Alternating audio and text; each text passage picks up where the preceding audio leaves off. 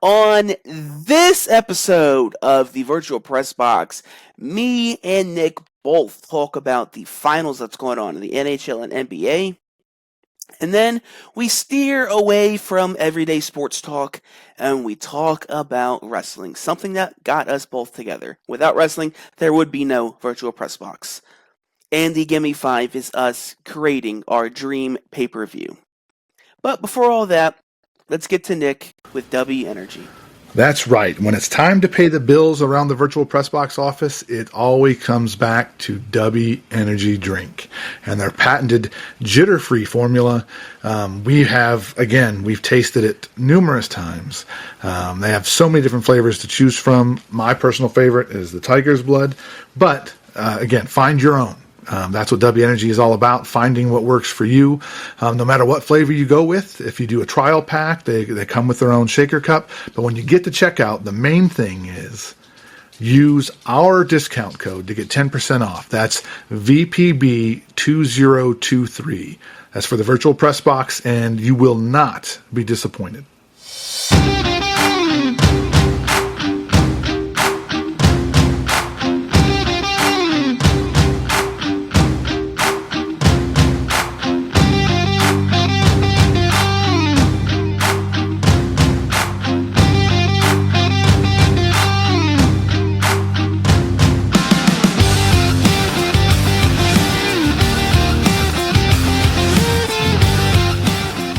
Hello, everybody, and welcome back to the Virtual Press Box, bright and early. We got an early tea time today. Nick, how are you doing? Doing pretty good. Been a good week. A little wore out, a little tired. Getting to babysit the grandsons last night and this morning. So, yeah, it's been an early morning, definitely, and made it even harder with the Cubs getting shellacked 18-3 last night. So, Is that what you put on for them to go to sleep to last night? No, sadly, keep that far away from them for a while. Yeah, They don't need that negative energy right now. What about you, man? I'm good. Just when I thought I was out, they pulled me back in. The Mets have won 6 of 8. I don't know anymore with this team. It's always something with these guys. It's baseball. You gotta love it. It's great. I've been enjoying the finals. It's been really, really good of attrition and stuff like that. But I mean, both finals, NBA and NHL, both have had surprises and some really good games mixed in as well. Yeah. But yeah, this is it's crazy. You talk about the Mets. Everybody talks all the time about Major League Baseball specifically. It's such a long season that you can't get involved emotionally one way or the other too early.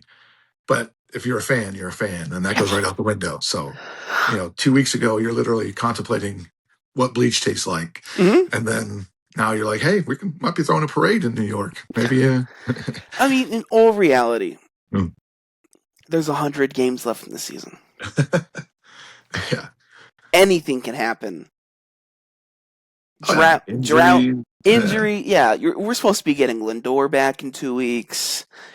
That's who we've been missing for the majority of the season here. Soto already had his injury. Soto is back now.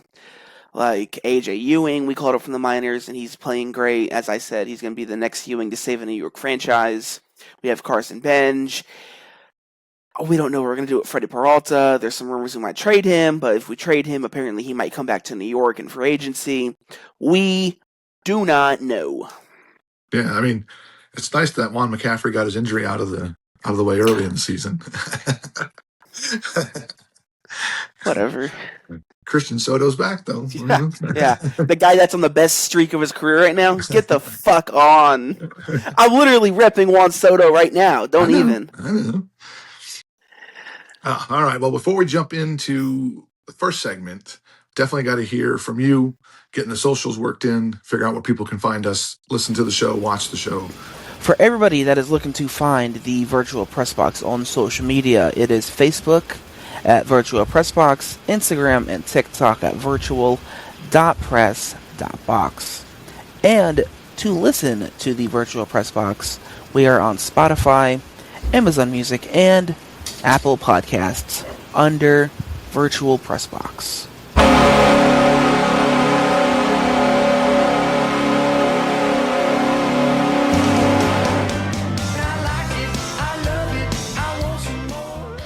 And of course, that horrible, horrible horn Don't. means it's time for the first segment of the show. You know, I listened to every single goal horn this year a few times, right? The Preds are the only creative one. It's the only original song.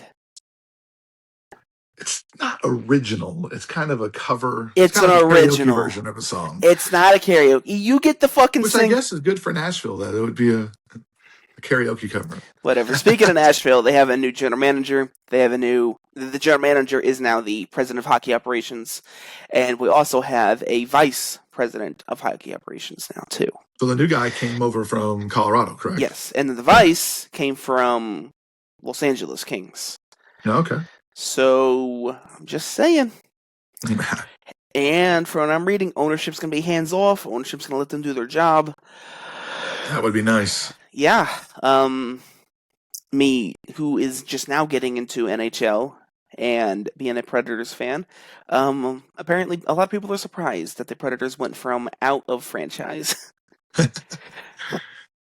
I think it's one of those things where, and maybe it is kind of a Southern thing, but also in sports in general, you try to be loyal. You want to be loyal. You think you've built a good foundation, so why wouldn't you want to promote from within? Mm-hmm.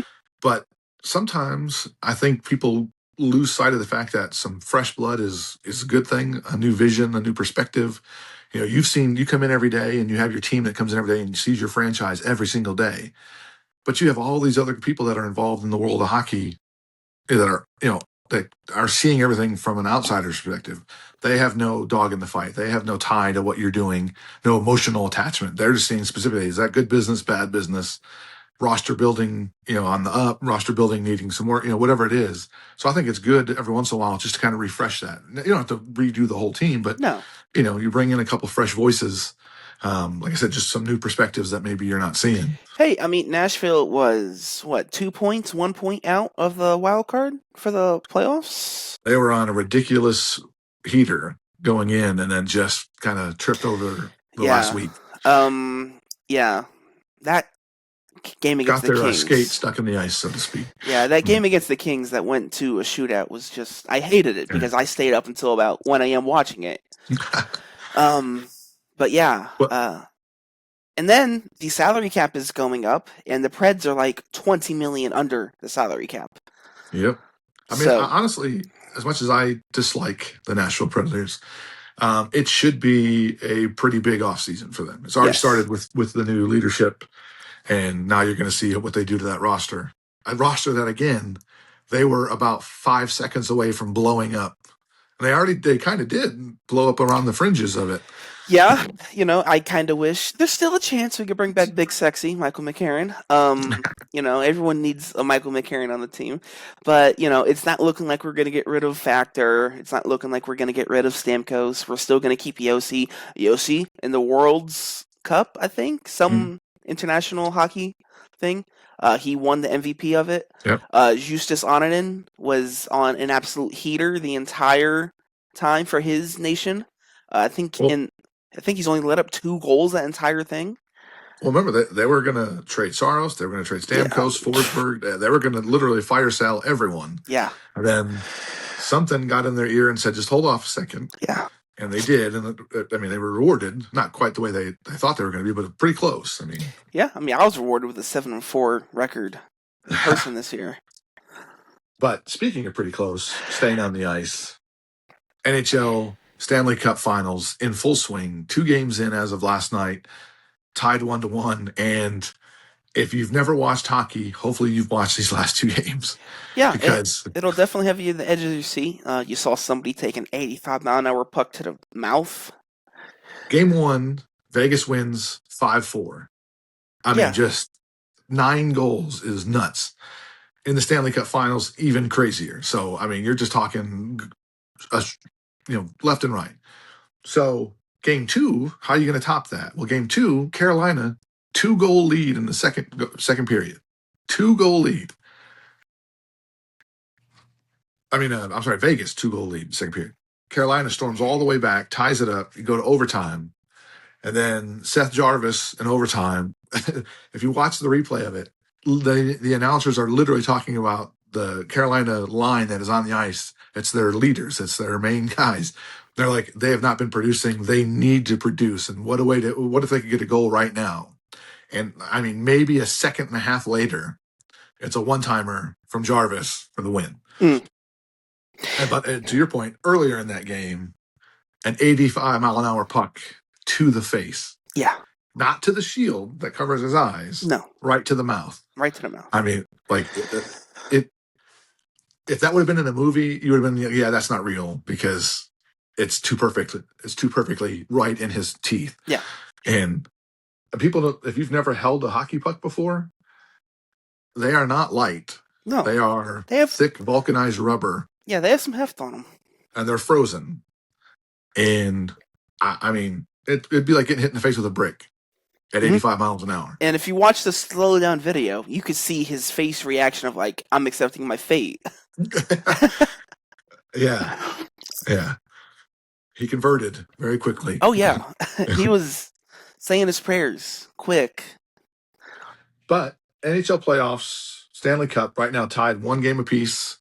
Again, if you just wanted, for the NHL's sake, this is exactly what you wanted. Oh, yeah. 2 highly competitive games right off the bat. Yes. And now the intensity only ramps up. There's only technically 5 games left if it goes to 7. Playoff hockey in its own right is second to none with the level of intensity. But if you have neither one of us obviously have a fan or have a dog in this fight. So it's just us watching good hockey. But man, if you were a fan of either one of these teams, like, you're not sleeping until this thing's over. No, like the closest thing to it I can talk about is the 2015 playoffs for me for the New York Mets. Yeah. And after every, like, from the first pitch against the Dodgers, I had a huge pit in my stomach of nervousness. And then through Game 5 of the World Series when we lost, it was just like, wow. What's next? Like, there's no baseball anymore. This is November. Like, this is new to me. But also, I mean, 2 competitive games, but different outcomes. Switching to the National Basketball Association. I think there is going to be a parade in New York one way or another. If there is, I'm not declaring any champion. I'm not alluding towards anything. I am watching the finals as a Celtics fan, but I'm also watching the finals as a son that wants to see his dad's team win. That's the main part about it, because my dad hasn't seen a championship with the Mets. He started following baseball, I think, in '88 or something. He was like 20 years old in '88. And then my dad has been a Knicks fan through and through, and he's seen them going to the finals twice. No avail. And then growing up, Dad really did not care about basketball. Like, I'm not gonna lie to you. I think the point when he started caring again was whenever they signed Amari Stoudemire. Oh, okay. And then they traded for Carmelo Anthony. And then Dad's like, all right, we got something here. And then turns out they didn't get something there. Amari Stoudemire ended up being a bust contract. Carmelo Anthony just was a poor soul stuck on a bad team. And then, my dad's also a Buccaneers fan. He's seen 2 trophies raised by them. That one's also kind of funny because they won the championship in the early 2000s, and then kind of fell off of being a Bucs fan for a while, and then the Josh Freeman days.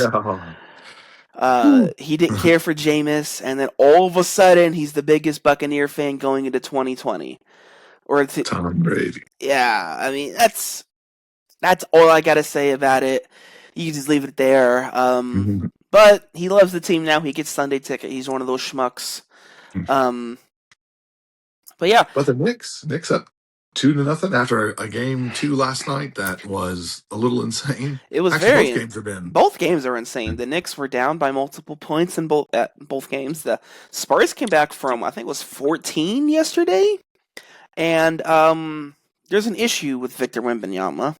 Oh, wait, first game 1 was a Brunson buzzer beater, correct? For the win. No, they won by double digits. In the first game? Yes. What was I thinking then? Maybe. I have no idea. No, okay. Well then. They won by like 12 in game 1. Okay. Yeah, they were down by 14 in the third quarter, New York. And then they take Wemby out for about 4 minutes, and then the Knicks just bring it back within 5. But game 1, there was a big issue. Brunson wasn't hitting a lot of his shots. He was 12 of 31. And yeah, so that's not what exactly you would want from your star player. But Karl Anthony Towns is playing really, really good. And then with Wemby, he's a 7'6" Frenchman. He's skinny as a twig. Like that black post you got there, Nick, to your left. that's stature of Victor Wembanyama. Karl Anthony Towns is a 7'2" center, and he has a lot. He's a thicker center. He's average build. Right. And yeah, Wemby doesn't like that. Well, I mean, that's always been kind of the knock on the European game is that it's built more on athleticism, not necessarily on physicality. Yeah. I mean, and that's not just basketball. Actually, it's the hockey game as well. Obviously, it's if you watch Shorzy, that's the final season of Shorzy. That's what it's all about. But a lot of the European basketball players that come over don't necessarily like the physicality of the American game. No. But, Wembanyama, I think this is one of those, we talked about it in the pre-show stuff. I think they're just a year ahead of schedule. I think this is the year he finds out the stuff that he needs to fix to be that superstar, and I think physicality is one of them. Do you think it's like Shaq in the 90s when he went against Houston? Houston swept him? I do. I think it's one of those things. If he's the superstar we think he is, everybody thinks he is, then he's going to take everything that happens. And believe me, it's 2-0. There's still 5 games left, technically. Yeah. There's a chance that the Spurs can figure this out and come back. Yes. I said 12 points in game 1 they lost by, and then last night lose by 1 point. So it's not like they're getting blown out. Wemby missed the final shot. Right. So I'm saying, hopefully, though, he's the guy that everybody thinks he is. And if that is the case, he takes all of this stuff and says, okay, in the offseason, this is what I need to work on to get better, to be that next level. And if you're the Spurs, you're also looking at this, and you're going to have guys that are just all offseason long. Every time you get him in a gym, you're just beating the hell out of him. Mm-hmm. Banging against his body. Way. Yeah, just roughing him up. As Charles learn to make your shots with people in your face. Learn to make shots with elbows in your gut. I mean, that kind of stuff. As Charles Barkley put it last night during halftime, he said he's playing shocked. It's because of the physicality. Right. And Shaq was questioning his energy. He does look a bit gassed. He's not driving with finesse. He's driving and like laying it up.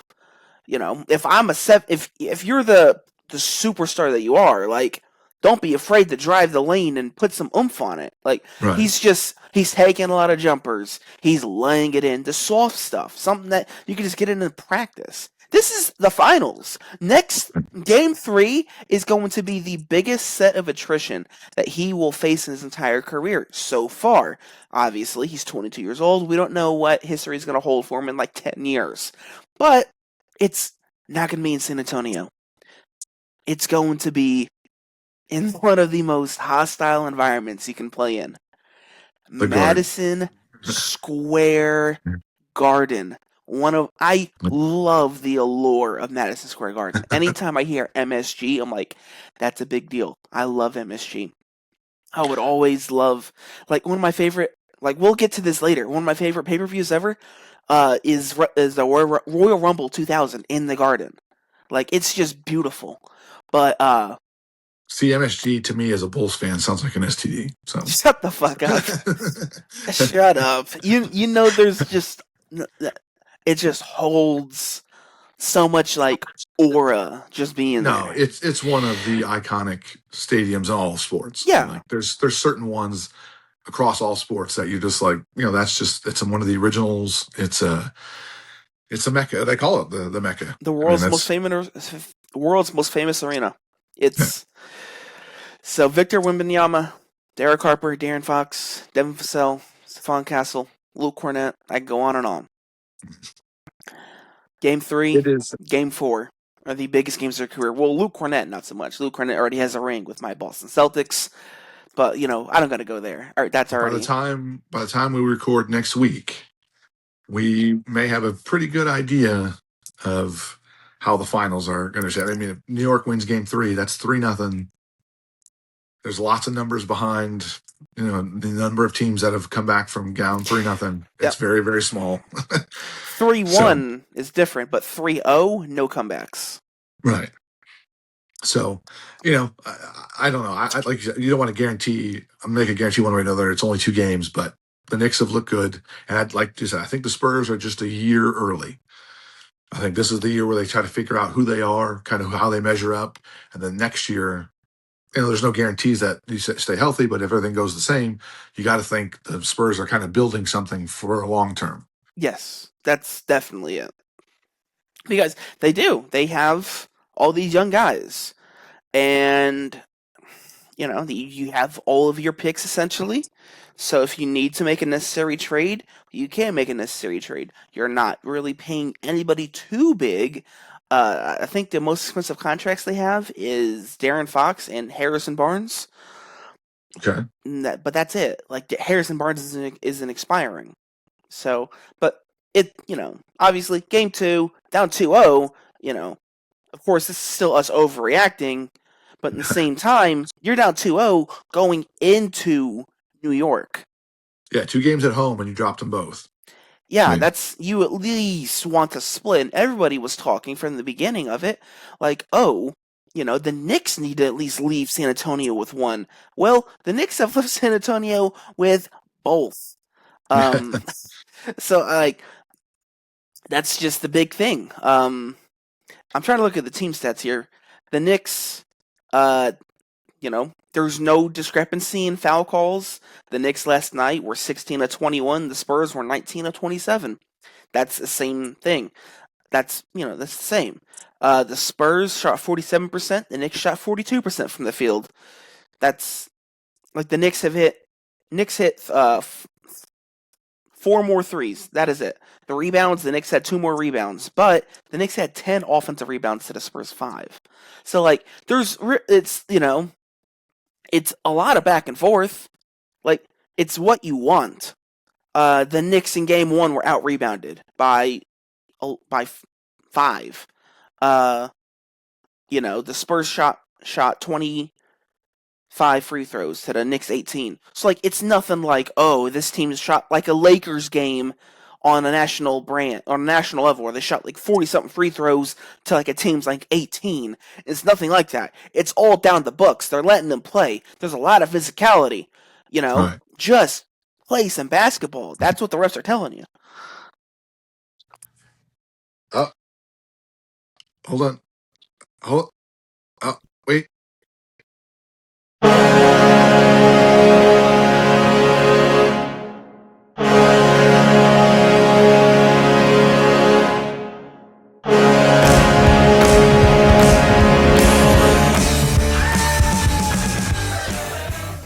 Oh, the best goal horn in the National Hockey League.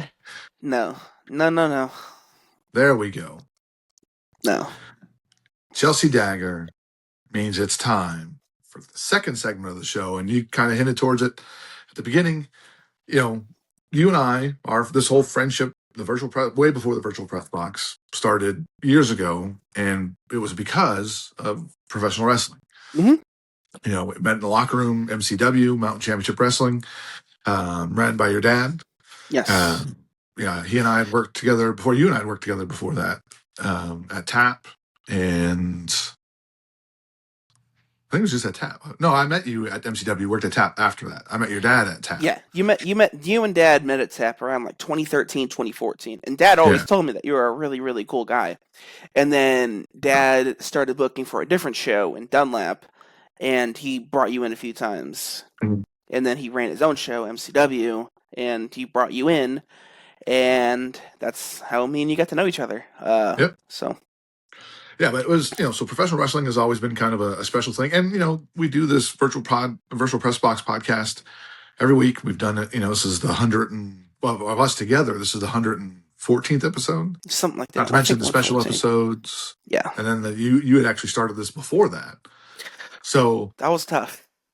but through all that, professional wrestling really just hasn't gotten that much airtime, mainly because one, the current product, we're not as locked in on. We do follow it loosely, I guess. You more so than me, especially with AEW. I follow WWE more. And I used to watch it, especially with NXT, all the time. And now it's just kind of catching the pay-per-views or PLEs and some of the bigger things. But, in the past, though, we've both grown up with wrestling. We've been diehard wrestling fans, know the history of it.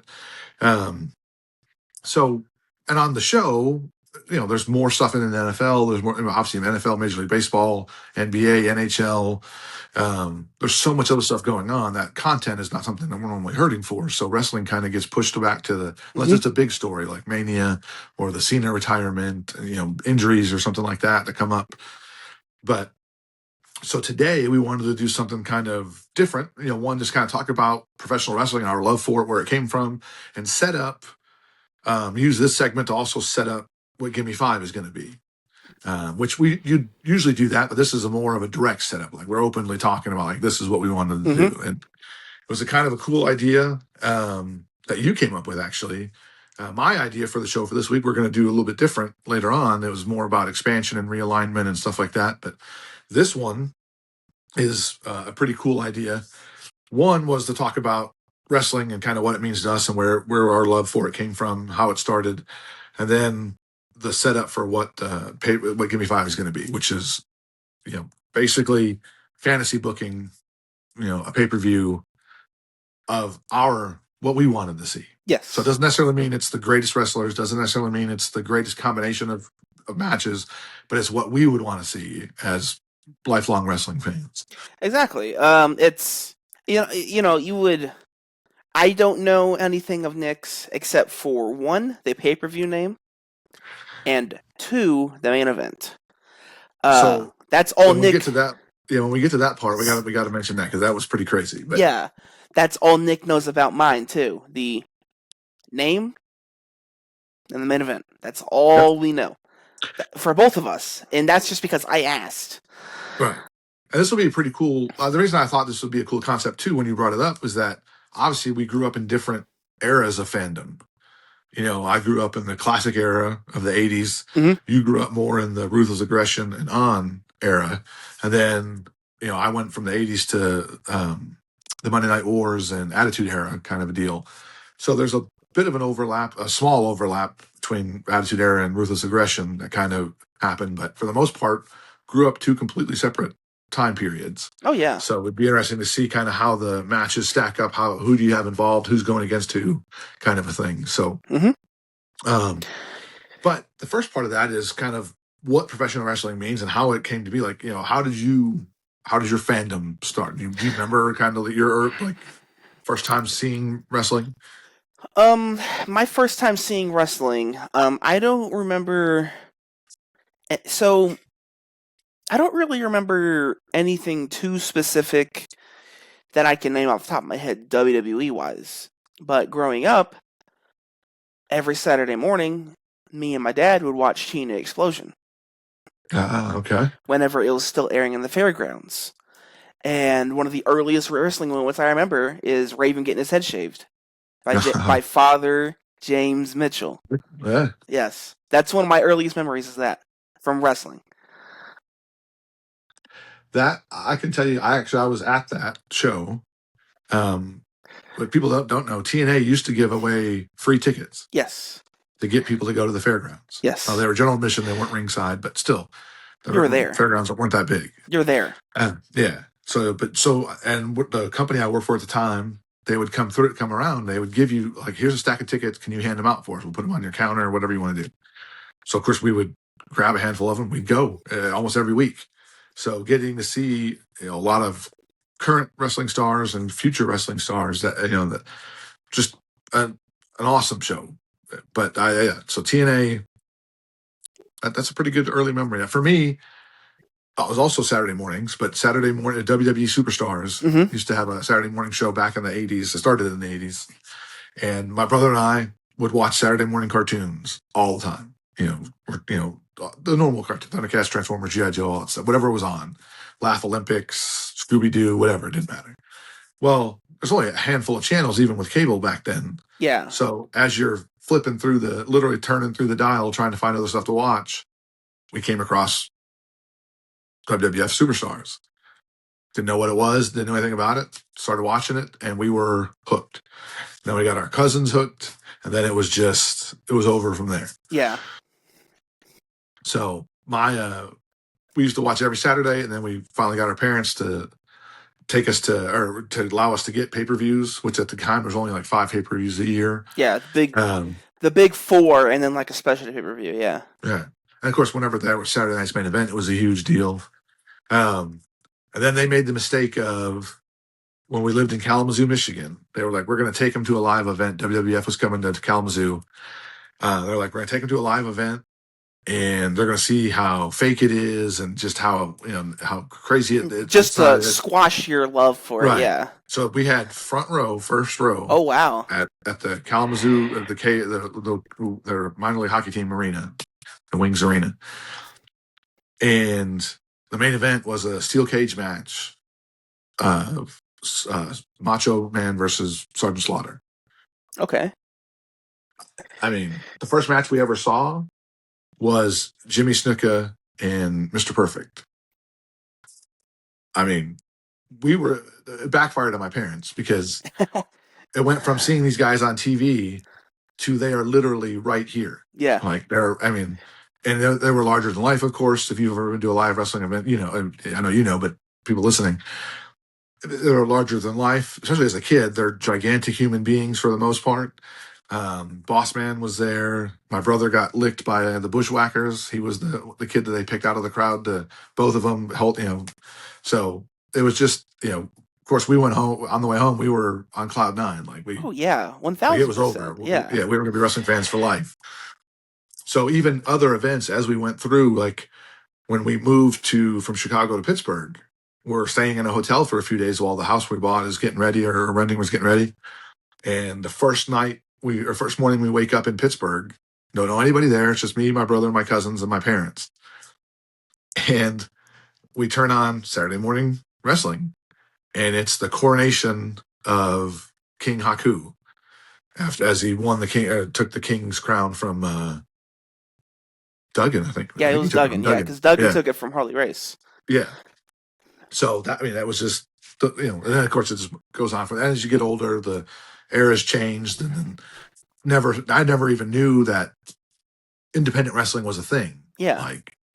So when I finally got wind of that and how that worked, then it opened up a whole new thing, because you get to meet all these guys that are never going to be on TV, but they are amazing, either amazing people, or they're amazing in the ring, or they're both.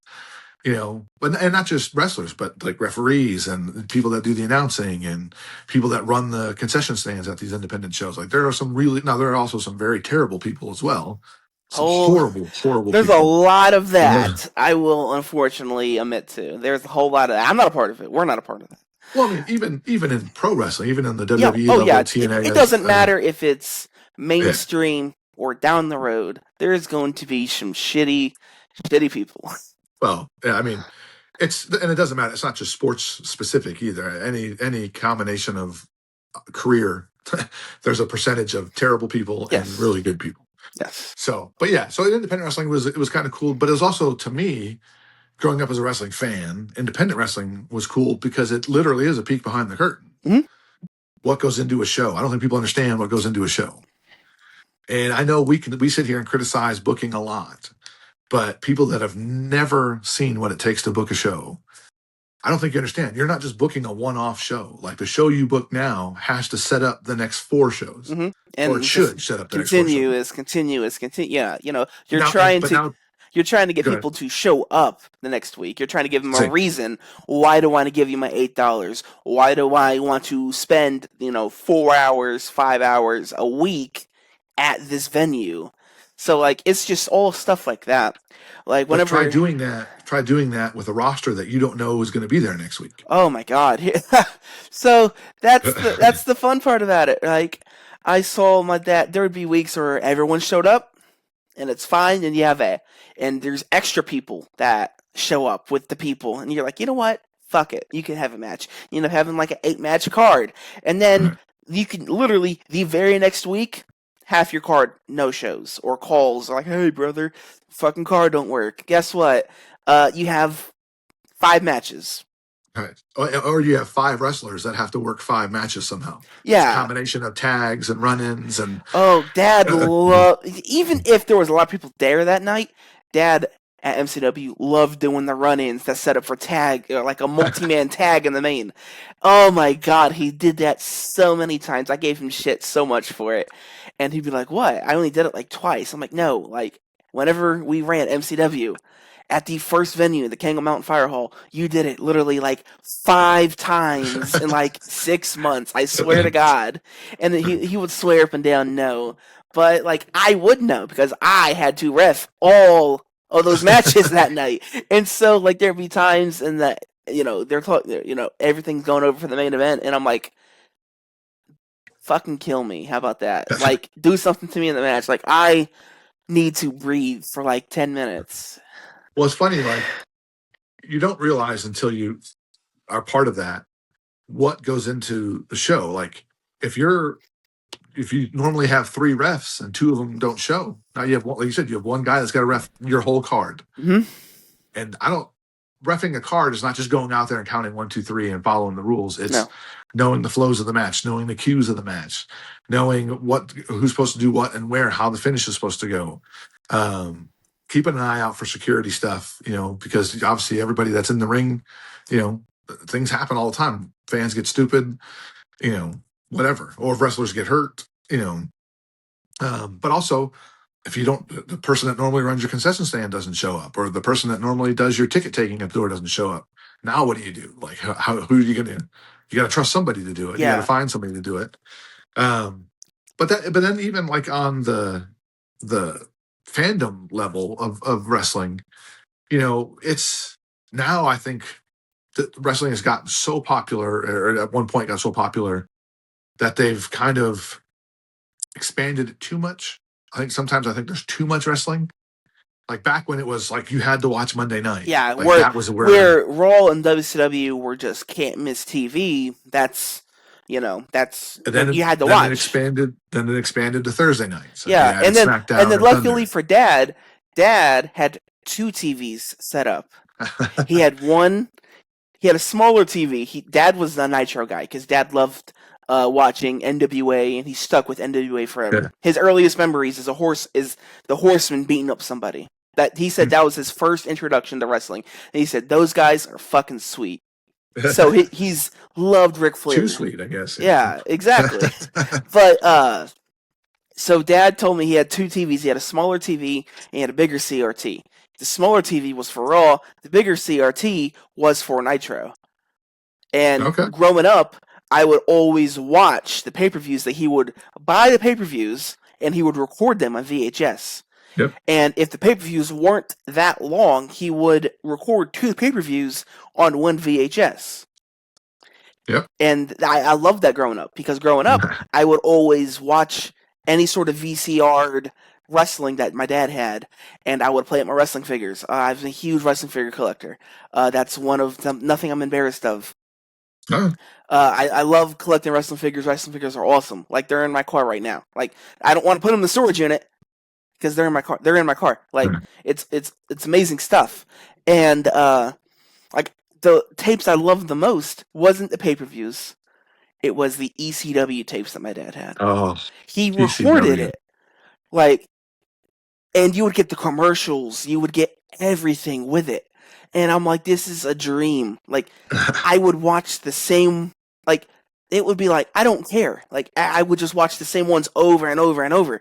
And sometimes, I'd go to pay-per-view, and I'm like, you know what I'm really wanting right now? I'm wanting just some random ECW stuff. And, like, one of them that's on there is whenever Jericho won the TV title from the big ass Extreme Bash in Okay. Christmas. Yeah. And then another one is the Four Corners match where he loses the belt. It was a Four Corners elimination match, but there wasn't an elimination until like 30 minutes into the match. And I think Yeah. that's when It's Shane Douglas won. And then something I love that's on there is all of the Brian Pillman vignettes where he's naked with the pencil, when he's fighting with the pencil. Whenever Pillman made his debut is recorded. Whenever Shane Douglas grabbed Pitbull 1's halo and he shook it, caused a riot in ECW Arena. It's all on there. I love the franchise. Oh my god. It's just stuff like that. But with us talking about this, Nick, what are some of your favorite wrestlers? favorite wrestlers. Okay, well, I've said it numerous times on the show. Growing up, and if you grew up in the '80s, Yeah, obviously, there's if you grew up following TNA, NWA, you were a Flair guy mhm. normally, or Sting, Flair and Sting. I Dad. didn't. I grew up. Go Dad ahead. was also loved Vader. Okay, Yeah. I grew up watching WWF, so I've got bits and pieces of WCW and NWA, but so for me, growing up in the '80s, if you were a WWF fan, everybody loved Hogan. Yes. There isn't wrestling today if Hogan didn't happen. Hmm. And Hulkamania, all that stuff. I get in his personal life, he's not the greatest human being in the world, or wasn't the greatest human being in the world. Rest in peace. But as far as the character and the gimmick of Hulkamania, that was pro wrestling. Um, so has to be on the list. I was a huge Demolition guy. I've always love Demolition, love just the whole look, the physicality, all that stuff. The one that most people probably wouldn't expect, and I actually dressed as him for Halloween in 5th grade, tights and everything, is Brutus the Barber Beefcake. Oh. Had my dad made the wooden shears Uh and huh. everything that had the red and white stripes on it. Yeah, it's took a lab coat and cut it all looked like it was all shredded and everything, and The had Booty had the bow Man. tie.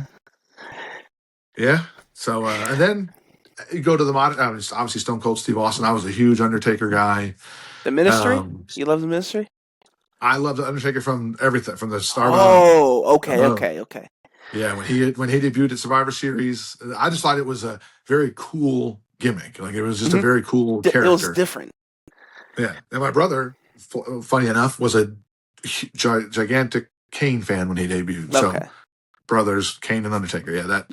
Um, and then as it shifted to the more, and of course you can't not like guys like Triple H, The Rock, and kind of what they did to that era.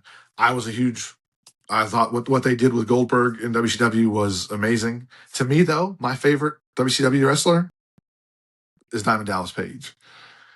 His not his run in WWF, that was terrible, We don't got to or talk about that. WWE. We don't got to Yeah, talk about that. but how they brought him up from mid card to a main event guy, a legitimate main event Hmm. guy and he actually stood out in the sea of the NWO storyline. Obviously Sting was there. You knew Sting was a guy. They fumbled the Bret Hart thing, but DDP was one thing they definitely got right. Um, and just loved that whole everyman gimmick. He was kind of like a modern day Dusty Rhodes gimmick, is what Hmm. it was, um, without the lisp. So, but and then you go even now, the current wrestling. Most of the guys I like to watch either aren't in WWE anymore or aren't being really used. But I was like, to me, NXT in the late or in the early 2020s, NXT or late 2019s. I think you could say from like 2017 until like From the first takeover, the first pay per view that they did yes. on NXT has been can't miss, or Yeah. was can't Yeah, miss. I mean, that was your main. Like you told me all the time. Like when we talked at oh MCW, you're like, "Oh my god, NXT this, NXT that." And for me, I would tell you about what I was watching at the time weekly, which was Ring of Honor and New Japan stuff. yeah, And because like for many that don't know, I was like, man, wrestling's nothing to me. Like I'm done with it. And this like I was still doing MCW stuff, and I'm like, wrestling's just I'm just here. And then I watched an episode of Ring of Honor TV, and the main event was the Philadelphia Street Fight. I think it was the Briscoes, the Kingdom, and the Young Bucks. And the Young Bucks won that match. And it was AJ. I think it was AJ Styles' last Ring of Honor appearance. okay, And because it was like a replay aired after the Rumble of AJ's debut. right. And I see the Bucks and I see all this match, and I'm like, these guys are really fucking sweet. Like they're awesome. And for me, like I only knew them from a little bit. Of course, you knew the Young Bucks, and I only knew of them because of their Generation Me run, which was don't even fucking watch that shit. Uh, but I was like, yeah, and then of course I was still watching like the family was still watching WWE Weekly, but me and Dad were at Ring of Honor by ourselves, and like if I was during that time period, which is like 2015, 2016 era, my favorite WWE guys was New Day. I loved all three of them. They were just Okay. awesome. I think their early work is a little overlooked, and now they're free agents, and it's looking like they're going to AEW. But whatever. Um, and so I loved them. But if you were following the Bucks at the time, they were in Bullet Club, and once you're in Bullet Club, once you look into Bullet Club, you're like, holy shit, these guys are just awesome altogether. Like they have this allure that is just crazy. And that brings me to my favorite wrestler currently, and that is Mr. Kenny Omega. I met him once. I actually got a personal shout out video from him too, which I could get into in a second. But I met Kenny Omega, and he recognized he knew of me from the video, which made it even better. I seen him wrestle once. It was against Cody Rhodes, Supercrown of Honor, and he lost, but it was still phenomenal. The story of it, of Cody saying Bullet Club is mine and all that when he wasn't the leader of it, it was just great. I loved every single second of it, and all of Kenny's matches against Okada were just top notch. His first one from Wrestle Kingdom 17, and his most recent one against Okada back in September again at All In was just great. They've had 5 matches against each other, and I think Okada has the edge, but whatever. Omega beat him for the IWGP Heavyweight Championship, which was super great. And Kenny had it going into the G1 Climax that year, and he lost 2 matches. He lost to Tomohiro Ishii, which was the one G1 Climax match. I stayed up that night, actually. I stayed up overnight, specifically, to watch Kenny's match because I had New Japan World at the time, and his match was against Tomohiro Ishii, and he loses to Ishii, and I'm like, well, shit. And then Kenny wins all the way into the finals of his block, and he makes it to the finals of the block. And how they do it is that the top 2 of the finals of the block face each other, and then it goes to the block B, the finals, and then it's like a Final Four type of deal. And he faced Kota Ibushi, and Ibushi won, and it led to Ibushi winning the G1 Climax. But yeah, like I was all full Bullet Club through and through. Like I literally, you got me the Oh, Bullet Club I car remember. sticker. Like Yeah. it's all I'm about. And like they're awesome. It's an awesome bunch of guys. So And I do remember. When you asked me my favorite wrestlers, also I did leave one guy out. who's that? Uh, And it's a name that a lot of people may not remember or recognize, but if you're a true wrestling fan, I mean, he wasn't just the coolest, and he wasn't just the best, but he was just incredible. Just incredible. So But yeah, yeah, like ECW is awesome. Like as we already talked about earlier, one of my favorite wrestlers is RVD. He's from ECW. the Paul Heyman ECW is Yes, awesome. Paul Heyman The ECW. WWE ECW. WWE ECW, you cannot mention in the same sentence. We've talked about it a few times on here. Nick was at the worst WWE pay-per-view ever, which was in Georgia in like a pavilion almost. James Brown Arena. Yeah, but whatever. We don't got to talk about all that. It sucked. But no, the Paul Heyman ECW is, I mean, it was a thing of myth for a long time. Mhm. Like before it was on TV, you had to know somebody who knew somebody in order to get videotapes of ECW. And then what's funny is all the guys in ECW were either cast-offs from WWE and WCW, or they were guys that were not good enough to make it to WWE. Then ECW blows up, becomes this third wrestling federation between the other two big ones, and suddenly all their guys start getting stolen by WWE and WCW. Yeah, It's like, whatever. come on.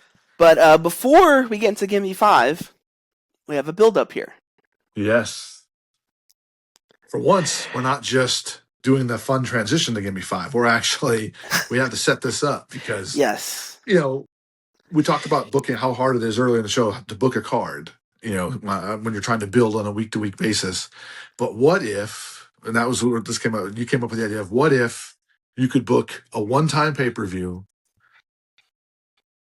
with the availability of every wrestler across every federation, organization from every era. Mm-hmm. And you would think, just hearing that, well, that's easy. That's going to be awesome. That's going to be great. No. Because do you realize how many guys are not going to make it unless every match is a Royal Rumble? Mm-hmm. Exactly. There's no way. So, Nick, what is the location? Mine, I thought about, because of ECW, how awesome it is to have that ECW arena and the intimacy of it, and the fairgrounds like TNA, the intimacy of that setting. I thought about doing something like the Murphy Center in Murfreesboro, the Glass House, because it's a big enough arena to hold a pay-per-view, but it's small enough that it would still feel intimate. Yes. But I looked at my card, looked at some of the names on the card, and I was like, you know what? We need a bigger arena. So what better way to christen the brand new Nissan Stadium in Nashville, Tennessee, that's in the process of being built right now, than having this pay-per-view. So I went with Nashville with the new Nissan Stadium inside, enclosed. I thought about an outside pay-per-view, but there's something about the sound inside a stadium or inside an arena. The sound, the fireworks, the music, like just the crowd cheering, and you kind of lose some of that when you're outside. Yes. And what about you? Where's yours going to be? So I thought of a venue, and I'm like, you know what? Straight to the point. I instantly knew where I wanted to go. I'm going to be in Madison Square Garden. There's ointment for that, by the way. I instantly thought, or if I could, that's the one place I'd book a show. But yeah, so who's the host for your? Yeah, this is something WWE has started to do. They've done it in the past. They've always had a celebrity, kind of like Bob Uecker was the host of one of the WrestleManias. He was there for comic relief. Pete Rose was a host. So they've kind of done it a little bit tongue-in-cheek sometimes. And they've also done it seriously more here recently with Cena after he retired, and The Rock had done it. And I thought I couldn't find a spot for this guy on the card because as a wrestler, he wasn't one of my favorite wrestlers, not taking anything away from his career and what he did. But as a celebrity and as a presence, he's really second to none. And he's done this gig before hosting a WrestleMania, so why not host this pay-per-view? And I had to have The Rock involved somehow. And again, I just couldn't find a way to put him in a match. So The Rock is the host of this pay-per-view in Nashville. And The Rock has some Nashville ties as well. So what about you? Who is hosting your event? Well, I would go into a rant as if I'm as if I'm my host, but I don't know how it would go over. Yeah, we're already borderline R-rated. We don't want to get but mine is Mr. Joel Gertner is my host. For people who don't know, if you watched ECW during its heyday, there was two voices, or really three, I guess, because Cyrus came on. Yeah. But it was Joey Styles, who through and through was the voice of ECW. He was their commentator, usually a one-man show. But for pay-per-views, they would always bring in a second guy, or they started to towards the end. And Joel Gertner is, oh my gosh, he is an X-rated Bobby Heenan, essentially, is what he is. Heenan is, to me, one of the best heel commentators of all, if not the best heel commentator of all He's the time. best. It's tippity top. Gertner took that and said, how can we just make it disgusting? How can we just make it filthy and pornographic and just dirty? And for what he did and how he did it, nobody did it better. But yeah, you could not play any of his rants that he did at the beginning of any show. No. Because they involved so many wrong things. A whole lot of But they were sex. hilarious. It's a whole lot of sexual innuendos. Yes. That's the thing.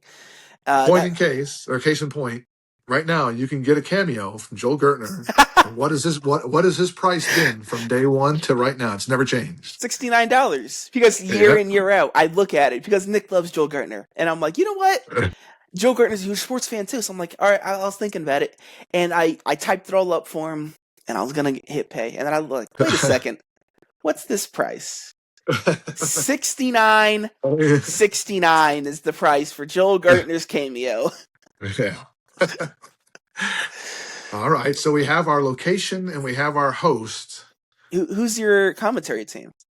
Commentary team. To me, there's only one team. Mm-hmm. It's Gorilla Monsoon and Bobby Heenan. Okay.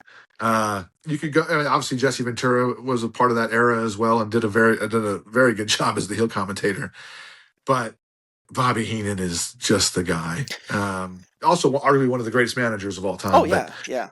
The Heenan family, but no, I mean him on the way he played off of Gorilla Monsoon and just he was the straight dumb guy for the heels because he couldn't believe the heels were ever wrong or wherever ever lost or whatever. So, and Gorilla Monsoon, for what he was a fantastic competitor in his day, but was the straightforward classic. Yeah, he was the JR of the time. Yes, like, he was the guy that was hyping the event, hyping the good guys, trying to call out the bad guys for all the evil stuff that they did. So they went perfect together. Do you have? I don't know if you have this in your collection because it's been a minute since I saw it, but you should get it. It's an elite 4-pack of the Heenan family. It's I think it's Heenan, Andre, Perfect, and you want to say Big John, Stud. Either Big John or Haku would probably be. It's not Haku because they haven't made a Haku figure, but it's WWE branded. But okay. It's a Heenan family 4-pack. So it could be Big John Stud or it could be Ravishing Rick Rude. It's I don't remember the 4th, but I know the 3. I know But okay. So what about you? Who's your commentary team? So my commentary team is a bit of a mixture. 2 of these guys have worked together a whole lot, and 2 of these guys have also worked together a whole lot. But there's a middleman in this. I grew up listening to this commentary team a whole lot. As I said, it's one of my earliest memories. I have Mike Tenay, I have Don West, and I have Tony Schiavone. Oh, okay. So Mike Tenay is the man that branches these 2 men together. Yeah. He was TNA's JR. Yes. He was, yeah. Yeah, that's and then Don West, he was kind of the heel commentator, but I don't know that he wasn't that like the evil heel commentator. No. He was just more the yeah. And he was good. I mean, he was also a hell of a pitchman too. Yeah, Oh my God, yes. And then Tony Schiavone, the voice of WCW for the longest time. WCW folds. Obviously, some of the stuff he did, WWE ain't bringing him in. So even though he started at WWF, went to the WCW, and then ends up at TNA, and now he's AEW, right? Yes, he did one TNA thing. Russo brought him in to do a shoot, whatever. Right. But he's been with AEW since day one. Yeah. But Don West and Mike Tenay are TNA. That's TNA wrestling. Exactly. So there's 2 more things. We have our theme and then our show name. Right. So Nick, what is your theme? The theme for me, and as soon as you said this concept of any era of wrestlers and building a card of bringing all these guys together, only one song came to mind. When Worlds Collide by Power Man 5000. Okay. It is, I mean, it's literally, it's a metal song about when worlds collide. I mean, this is, what better way to sum up what's going on here? So, what about you? What? These are all dream matches. Some, have happened, but whatever. It's Dream On by Aerosmith. Ah, nice. Yeah. Very good. It's also hard to find good songs that fit wrestling shows that wrestling shows haven't used already. Yeah, literally. That's the thing. Like, come on. But So, or people haven't used as entrance music. I can tell you one song that was immediately off the list. Seven Nation Army. oh, Never going to happen. yeah, no, thank you, no, thank you. But all right, let's get to the fun part, Nick. What is your show's name? So the funny thing, this is so awesome because we talked about this. You brought this concept up, so we for about a week we were kind of working on our own shows or whatever, what we were going to do, and then we just randomly via text were talking about this, and it came up what we were going to name our shows. And I had always thought WCW got the raw end of the deal. I know they lost. I know they got bought out. They had so many great pay-per-views. Mhm. And WWE has brought a lot of them back via NXT, like Halloween Havoc, Fall Brawl, Clash of Champions, Great American Bash. Great American Bash. So they've done a really good job of that. But there's one that was WCW's WrestleMania Mhm. that WWE has kind of stayed away from. They actually used it for a little bit to Right. name their like Saturday Night Live events. Right. So it's, but it deserves more than that. Yes, It deserves 1000%. to be. I honestly, and this could be a discussion for a whole nother time. I've always said the WWE would be better if they went back to a pay-per-view every other month, did 6 months or 6 pay-per-views a year, Mhm. the 4 big ones that they always do, and then added something like No Mercy or something like that, just to kind of a filler. And then this pay-per-view should be in there. And what's hilarious is what you're going to say after it, but it's Starrcade. How can you not have Starrcade? Yes. And what makes it funny is, For me, my pay-per-view's name is also Starrcade. so this went from being build your dream pay-per-view to build your dream Starrcade. Yes, and how I think of Starrcade as a bigger deal than WrestleMania. I just don't know. I think as I hear Starrcade, it's like, this is huge. They do it stars and all the allure of it, and you have all these big blow-off matches, all these feuds and stuff. And here at WrestleMania, and WrestleMania is cool. WrestleMania is awesome. That name's great, but like how it's been past few years, it's kind of like, okay, let's branch it to next pay-per-view. Starrcade used to be like, all right, it's done, it's over. The problem I think WCW always had when compared to WWF and WWE was WCW focused on the content in the ring, Mm-hmm. the level of talent, the wrestlers. WWE had that, but their focus was on production. When you watch the 2 programs, even the early days of Monday Night Raw versus Nitro, the pyro, the music, all that stuff there's no contest. WWE did it bigger and better. It was just a more polished presentation.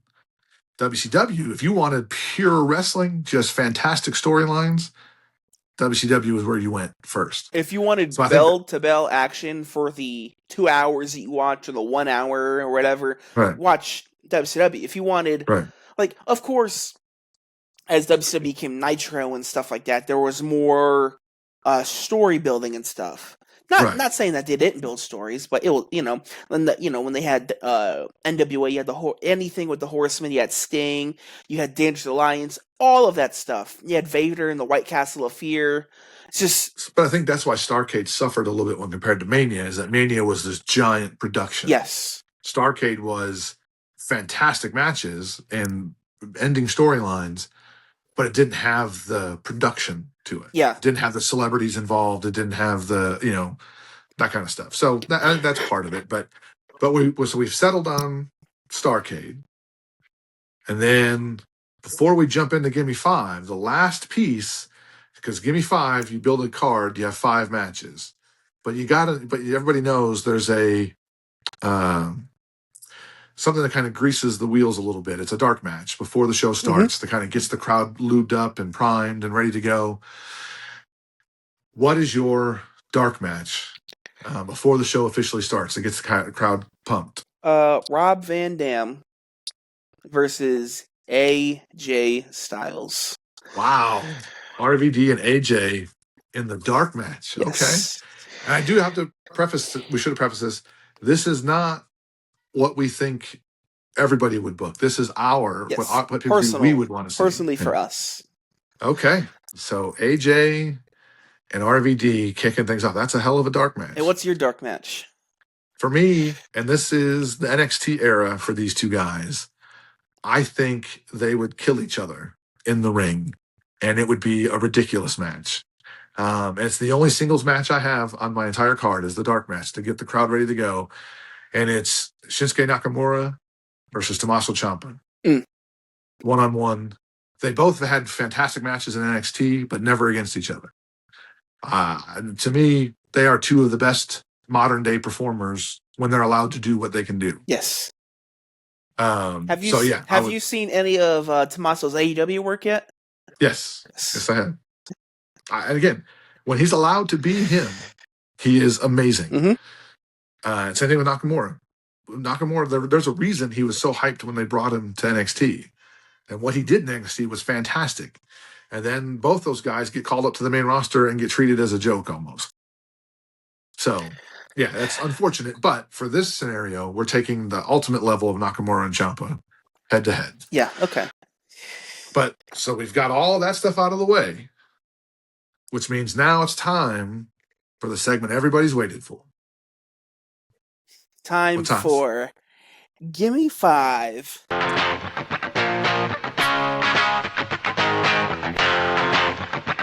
Self high five.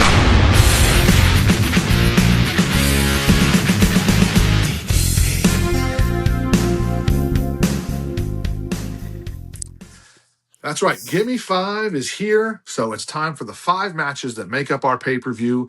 Normally we go 5-1, but anybody who knows the wrestling world, when you book wrestling shows, you go from 1 to 5. 5 is the main event. So that's how we're going to do Gimme 5 this week. We'll start with number 1, which is your opening match. Mm-hmm. The pyro has gone off. The music is played. The announcers have introduced the home audience to the event. We're jumping in. The first bell rings. Who's coming out for you? Match 1. Match 1, Masato Tanaka versus Mike Awesome. Oh, talk about individual wars in ECW and Japan. Oh my gosh. Okay. That's a So any particular, I guess why does that jump out to you? Oh, because I think that's one of the actually better matches that ECW has ever had. Like ECW, they have a lot of story-driven stuff. This wasn't anything specifically driven story. It's just two dudes beating the shit out of each other. And what's like to see, like even in their the first one night stand match where Tanaka gets awesome bombed or just sent over the top through a table, and the finish of the match in One Night Stand is that he gets tossed over into the table on the outside, and then all of a sudden the camera's panning on Tanaka through the table. Awesome dives over the top on him. It's just crazy shit. And then all the different awesome bombs and just the finesse of it that they had in their ECW stuff, where Tanaka won the belt or Awesome won the belt. It's just awesome. Literally is awesome. It's you have a sit out awesome bomb, or Tanaka's just fucking eating chair shots like it's crazy. Like come on. So for me, opener was you probably would not expect on a card like this, where it's the best. You have a pick of all the wrestlers from all the generations, any company. But these 4 guys, Fatal 4-Way. This is a match that it's the best match I've ever seen in person live. Oh, okay. I'm not talking about on TV. I know exactly what you're talking about. Pay-per-views. But these guys, I was literally speechless during this match, and when this match was over, and I could watch this match every day, and it would still be amazing. And Fatal 4-Way, Rey Fenix, Laredo Kid, Bandito, and Taurus. I mean, we saw them at Flair's last match pay-per-view here in Nashville. It was, I think, the opener for that pay-per-view. I don't know if it was the opener, but It was on the card. I remember that. Yeah, and it was breathtaking. Bell to So- bell, just crazy stuff. Yeah, and it wasn't like, and again, there's no storyline build up. No. There's no belt at stake. There's no, just four guys absolutely giving it everything. So yeah, that for me was easy. All right, so second match of the night at your Starcade. This is going to be a tag team war. Two teams. I am giving this one the stipulation of a tables match. Okay. I am having the Briscoe brothers of Jay and Mark Briscoe versus Team 3D of Bubba Ray Dudley and Devon Dudley. Could have just said the Dudley Boys. That had to be Team 3D. Well, I watched them more as Team 3D. So I know. Okay. Those damn Dudleys those and the Briscoes. damn Dudleys. All right. That's a good one. All right, Nick. Match number 2 for you. Match number 2 for me is also a tag team match, but a little different. My favorite match of all time, any pay-per-view, and I still have the VHS tape of this, and I now have the DVD of it, and I have it, of course, on the archives or whatever. Survivor Series, 1988, 10 tag team match. Blew my mind. Elimination style, right? Yes. So there's 20 guys around the ring. There's a lot, as Gorilla Monsoon would say, there's a lot of beef around that ring. But there's 10 tags. So what I did though is I took that. To me, and that was also during an era where WWE was just full of legitimate tag teams. But I took that and said, I want to do classic generation versus newer generation. So it's 10 tag team Survivor Series style match. Demolition and the Steiners, the British Bulldogs, the Rockers, and the Road Warriors on one side. See, I played with the idea of Road Warriors versus Demolition because that's the argument forever. But no, they're teaming up to take on the young guys, or younger guys, Edge and Christian, the Hardys, the Dudleys, the Usos, and maybe a surprise team, NXT version of the Revival, or FTR if you're an AEW guy. But what they did in NXT is fantastic work. So to me, they represent some of the modern day wrestling that I like watching. I thought about America's Most Wanted, thought about Beer Money, but in the end, I just had to have the Revival in there and what they've done in the ring. So to me, I think I still think the classic tag teams come out on top in that one. Mm-hmm. If you look at the size difference between those two teams, it's apples and bowling. The Steiners is unfair, but even Demolition, the Road Warriors, the Steiners, the British Bulldogs, the Rockers are the small guys in that scenario. Mm-hmm. And then in the New Age guys, the biggest guys are the Dudleys. After that, it's all regular sized dudes who can wrestle their ass off. Oh, yeah. Just regular sized dudes. So, all right. So we're here midway through your pay-per-view, Madison Square Garden, match number 3. Match number 3, 2 out of 3 falls. Kurt Angle versus Kazuchika Okada. Oh, okay. Yes. Which angle? I'm going just came to TNA angle. Okay, yeah. Yeah. The absolute monster angle. Yes. I almost went Nakamura. But we saw that. I want to see, not saying that they wouldn't be great. I just want to see Okada and Angle. Okay. So, now match number 3 for me. It's a bit of a twist on a favorite match from TNA. It's a Monsters Ball. And it's 5 guys that similar vibes to an extent that have never, well, obviously they've never been in the ring together as all 5, but Monsters Ball, it's a fatal 5-way, however you want to call it. The Undertaker, Sting, Abyss, Raven, and Bray Wyatt. Okay. Just Undertaker doesn't do a lot of hardcore stuff. He did. He dabbled in it a little bit. Right. Sting also not a big hardcore guy. No. But they're there for the nostalgia and the wrestling factor of it. But Abyss obviously Monsters Ball was almost created for Abyss. And then Raven has done his fair share, and then Bray Wyatt Where can they do were, pretty yeah, much anything. what's the stipulation of Monsters Ball? They're locked up for like 48. It was like they're locked up for a certain amount of time, no Yeah. food, no water, in darkness in a room.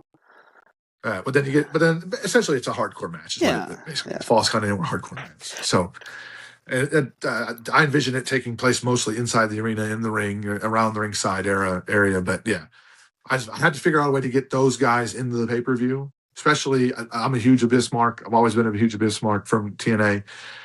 Bray Wyatt needs to be involved somehow, and then you can't not have a pay-per-view with wrestling all time and not have Undertaker and Sting somehow. Yeah. So semi-main. We're winding things down. Semi-main. This is one of my favorite. These two guys are one of my favorites ever. I have Sting against my favorite villain, bad guy, heel of all time, Jeff Jarrett. Now, which Sting? Surfer Sting No, or not Surfer Pro Sting? Pro Sting, yeah. Okay. Yeah.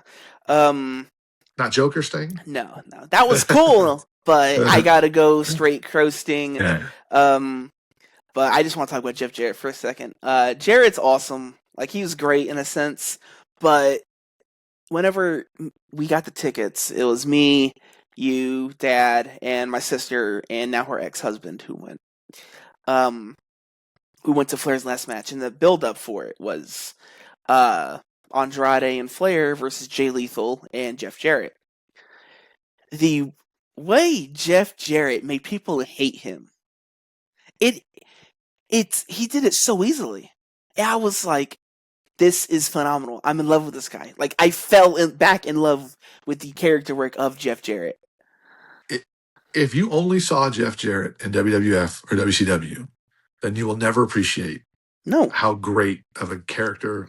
He's actually a really good person, as far as I know, but how great of a character that Jeff Jarrett gimmick is. Because it's obviously that's his real name, but the King of the World, My World, that whole thing that he did in TNA. Well, he literally, as a villain, carried the villain side of TNA for years. Mm-hmm. All of the storylines for the bad guys revolved essentially around him and what he did. Yeah, and he ended up getting Planet Jarrett. Like, just with that all together, the stuff he did was just great.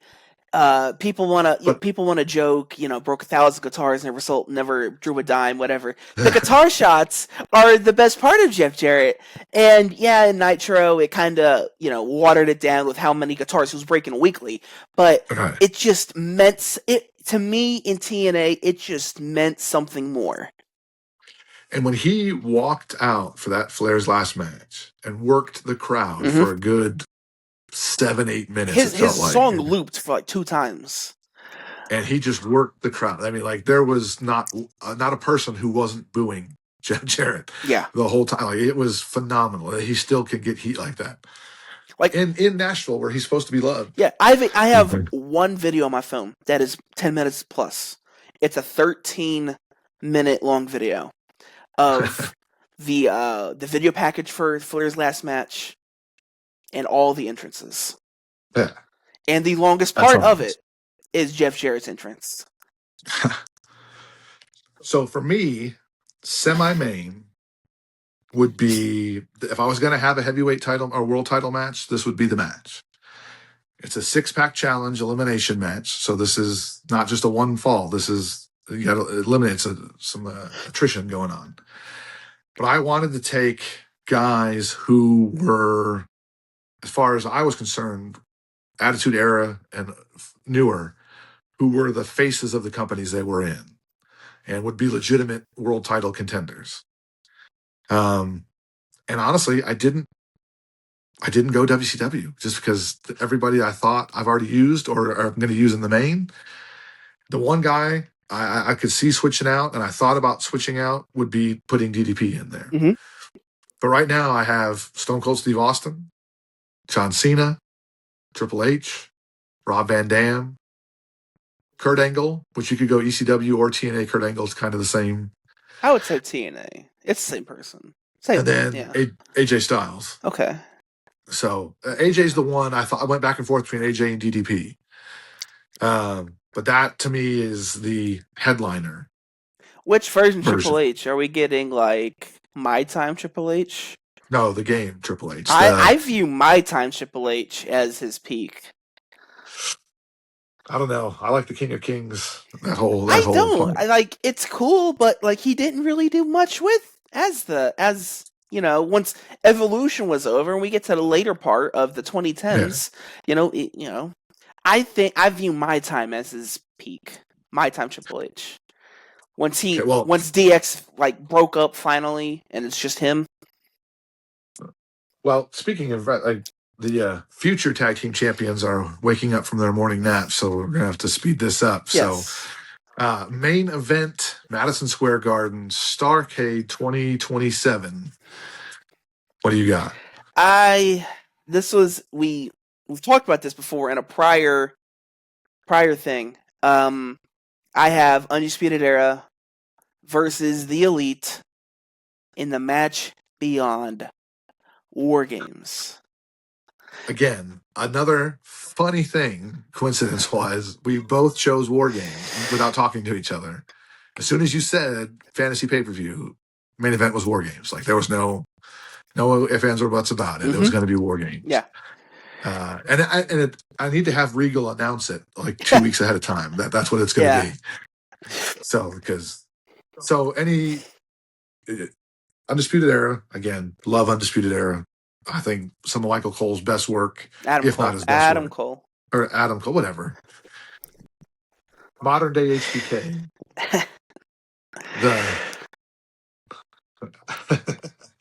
But against the Bullet Club. Now, which iteration of the Bullet Club? The Elite is Kenny Omega, the Young Bucks, and there were two other members, right? I'm going Hangman Adam Page over Cody Rhodes. So you're doing 4-on-4 War Games? Yes, 4-on-4. Okay. There was no 5 members in EUE. I know. Yeah, I was just saying, like, I can't add a 5th just for this. Like, so I'm doing Undisputed Era of Adam Cole, Roderick Strong, Bobby Fish, and Kyle O'Reilly versus Kenny Omega, the Young Bucks, and Hangman Adam Page. All right. So for me, obviously, people already know it's War Games, main event, Starrcade 2027 from Music City. And to me, it was a battle of what could have been. Mm-hmm. I went with the Horsemen, because you got to have the Horsemen, versus what I'm calling Team the Titans. Just because if you knew, WWF at the time was always Titan Towers, Titan Media, Titan Entertainment. Titan Sport, yeah. Yeah. So it's the Horsemen, not the 4 Horsemen, the Horsemen, because it's 5-on-5. So it's the Horsemen versus the Titans.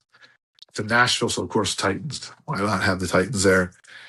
But it's Flair, Wyndham, Arn and Tully. You can call them the Brainbusters if you want. And Lex Luger. Okay. I went with Lex. I could have done Mongo. Didn't go Malenko? Could have went Malenko, but I needed some size. Yeah. To go against Team Titans. Yeah. So, could have went Sid. Could have went Sid, but no. I do like Sid, but I think as far as when you think Horseman, you think Luger before you think Sid. You do think Luger. So representing the Titans, though, of course, it's Hulkamania. You're not going to have this kind of build-up without having Hogan, Macho Man. The tag team that I threw in might surprise you. The Hart Foundation. Okay. You're talking 80s, yeah. late 80s WWF. The Hart Foundation is there. And then the last guy, the guy to bring up the rear of the team, is psychological warfare, the mind games, Jake the Snake Roberts. Now, were our Teen Titan Sports wearing two-tone blue and red? No, because Hogan's going to wear red and yellow. Although, early Hogan, AWA Hogan did wear white and baby blue, so... You gotta have Hulkamania. You can't do the Hulk.